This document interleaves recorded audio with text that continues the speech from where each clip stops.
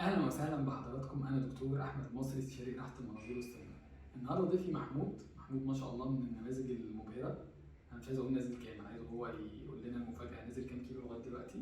انا كنت 175 كيلو، دلوقتي بقيت 90، يعني ما شاء الله. خسيت 85 كيلو. تمام. ما شاء الله. والكلام ده كله كان في ظرف كنت عامل عملية 6 12 1 2021.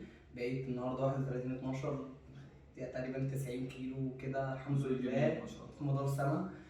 فبجد بجد انا حابب اشكر الدكتور احمد المصري بجد ان هو فعلا فعلا غير في حياتي كتير. ده بفضل ربنا اولا، ثم دكتور ثانيا. فعلا ان انا بقيت ان انا النفس فعلا كنت اعمل عمليه اصلا عشان خاطر نفسي، رجلي، كل في الحاجات اللي كانت بتضايقني كنت حابب ان انا اعمل ده عشان خاطر اعمل عمليه، عشان خاطر ان انا اعرف اتحرك، اعرف ان تعرف انا تعيش سنك جدا. صغير كنت فعلا انا ومعاك اللي هو انا كنت 175 كيلو، اللي هو كانت حاجه كبيره جدا. فالحمد لله دلوقتي انا اللي هو 26 سنه، فاللي هو انا ده سني ان هو بقت حاجه شكلك كويسه اصغر كمان الحمد كتير ما لله. شاء الله. فاللي هو الحمد لله بحب اشكر الدكتور فعلا جدا، وشكرا جدا ليك ربنا يخليك يا رب. بجد. تسلم يا رب.